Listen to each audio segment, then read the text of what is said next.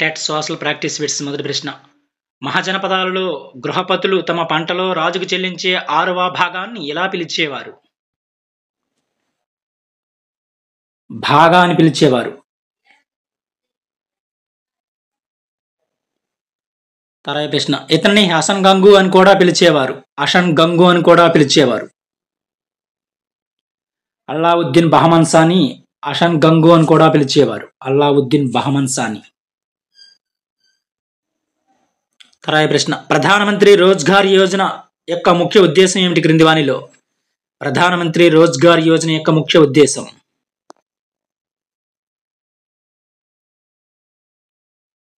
గ్రామీణ చిన్న పట్టణాల్లోని అక్షరాస్యులైన నిరుద్యోగ యువతకు స్వయం ఉపాధి కల్పన. ప్రధానమంత్రి రోజ్గార్ యోజన యొక్క ముఖ్య ఉద్దేశం.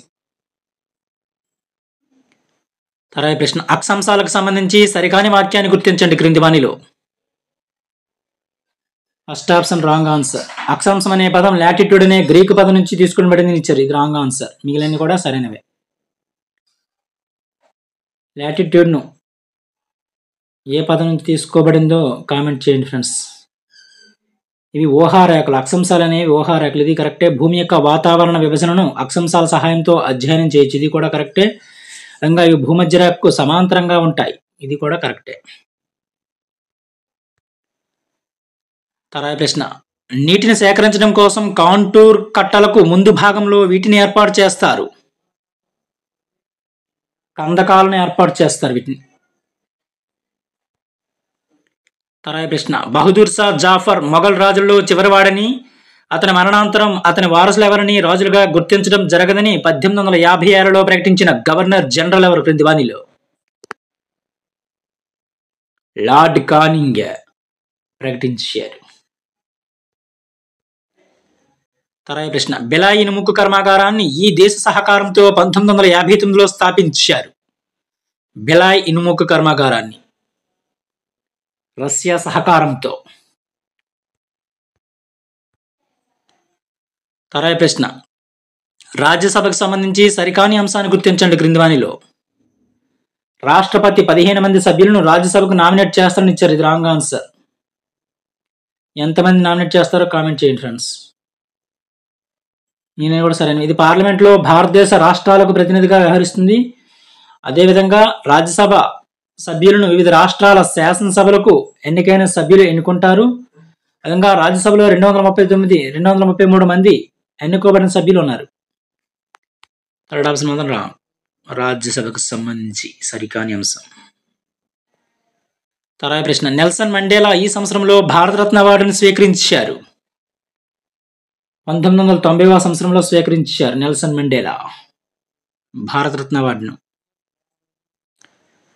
తర్వాయి ప్రశ్న. ప్రాథమిక విధులను ఈ రాజ్యాంగం నుంచి స్వీకరించారు. ప్రాథమిక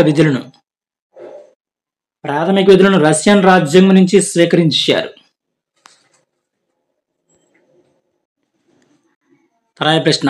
అర్బన్ వాటర్ కమిషన్ నిర్ణయించిన ప్రమాణం ప్రకారం భారతదేశంలోని పట్టణ ప్రాంతాల్లో ఒక వ్యక్తికి రోజుకు సరఫరా చేయవలసిన నీటి పరిమాణం లీటర్లో 135 లీటర్లు. తర్వాయి ప్రశ్న. విస్థాపన వ్యవసాయాన్ని లడాంగ్ అని ఈ దేశంలో పిలుస్తారు. ఇండోనేషియా, మలేషియా రెండు కూడా సరైన సమాధానాలే ఫైనల్ క్యూ ప్రకారం. తర్వాయి ప్రశ్న. పొదుపు వలన ప్రయోజనం కానిది క్రింది వానిలో. పొదుపు వలన ప్రయోజనం కానిది. ఖర్చు పెరుగుతుందని ఇచ్చారు. ఇది రాంగ్ ఆన్సర్. పొదుపు వలన. మిగిలిన కూడా సరైనవే. అత్యవసర పరిస్థితుల్లో ఉపయోగపడుతుంది పొదుపు అనేది. అదేవిధంగా ఆర్థిక స్వాతంత్రాన్ని ఇస్తుంది. అదేవిధంగా అప్పును కూడా తగ్గిస్తుంది. తర్వాయి ప్రశ్న. ఇది సహకార రంగంలోని ఒక పరిశ్రమ. సహకార రంగంలోని ఒక పరిశ్రమ. సుధా డైరీ. తర్వాయి ప్రశ్న. మొదటి ప్రపంచ యుద్ధం ఇక్కడ జరిగిన శాంతి సమావేశంతో ముగిసింది. మొదటి ప్రపంచ యుద్ధం 1914లో. మొదటి ప్రపంచ యుద్ధం ఇక్కడ జరిగిన శాంతి సమావేశంతో ముగిసింది. వర్సియల్స్ శాంతి సమావేశంతో ముగిసింది. తర్వాయి ప్రశ్న. భారతదేశంలోని పూణేలో బాలికల కోసం మొట్టమొదట పాఠశాలను స్థాపించిన వారు. సావిత్రిబాయి పూలే. భారతదేశంలోని పూణేలో బాలికల కోసం మొట్టమొదటి పాఠశాలను స్థాపించింది ఎవరంటే సావిత్రిబాయి పూలే గారు. తర్వాత ప్రశ్న, అర్థశాస్త్ర కీలక భావన కానిది క్రింది వానిలో? లోక్ అదాలత్. మిగిలినవి కూడా అర్థశాస్త్ర కీలక భావనలే. జాతీయ ఆదాయము, నేషనల్ ఇన్కమ్ తలసరి ఆదాయము, ద్రవ్యోల్బణం ఇన్ఫ్లుయెన్స్. తర్వాత ప్రశ్న, వసుదైక కుటుంబం అనేది అంతర్జాతీయ విలువ. వసుదైక కుటుంబం అనేది. తర్వాత ప్రశ్న, పటాలలో 10,000 అడుగుల కన్నా ఎక్కువ ఎత్తును ఈ రంగుతో సూచిస్తారు.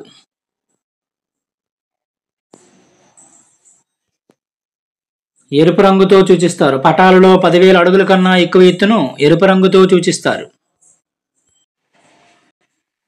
తర్వాత ప్రశ్న, ఈ క్రింది వాటిలో సమస్య పరిష్కార బోధనా పద్ధతి యొక్క సోపానాలు గుర్తించండి.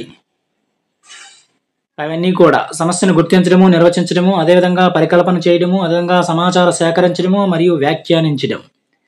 ఇవన్నీ కూడా సమస్య పరిష్కార బోధనా పద్ధతి యొక్క సోపానాలే. తర్వాత ప్రశ్న, తరగతి గదిలో సాధారణ విద్యార్థులతో పాటు 12 రకాల పిల్లలు ఉంటారని చెప్పింది ఎవరు క్రింది వానిలో? తరగతి గదిలో సాధారణ విద్యార్థులతో పాటు 12 రకాల పిల్లలు ఉంటారని చెప్పిన వారు క్రింది వానిలో? డన్ నిర్వచించారు. తర్వాత ప్రశ్న, అశోకుడు అహింసా సిద్ధాంతాన్ని పాటించుట ఎంతవరకు సమంజసం? ఈ ప్రశ్న ఒక అశోకుడు అహింసా సిద్ధాంతాన్ని పాటించుట ఎంతవరకు సమంజసం? ఈ ప్రశ్న ఒక విమర్శనాత్మక ప్రశ్న ఇది.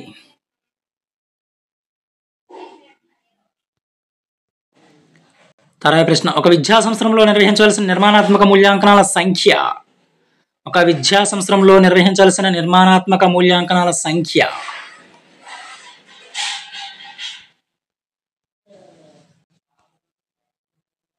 4. తర్వాత ప్రశ్న, మంచి తరగతి గది లక్షణాలు క్రింది వానిలో? మంచి తరగతి గది లక్షణాలు. అవన్నీ కూడా సరైన సమాధానాలే. తరగతి గది అనేది విశాలంగా గాలి వెలుతురు కలిగి ఉండాలి. అదేవిధంగా విద్యార్థులకు అనుకూలంగా నల్లబల్ల ఏర్పాటు చేయాలి. విద్యార్థులకు అనుకూలంగా నల్లబల్ల అనేది ఏర్పాటు చేయాలి. అదేవిధంగా 1-2 తరగతుల పిల్లల కొరకు రన్నింగ్ బ్లాక్ బోర్డు ఉండాలి. అవన్నీ కూడా సరైన సమాధానాలే. మంచి తరగతి గది లక్షణాలు ఇవన్నీ కూడా.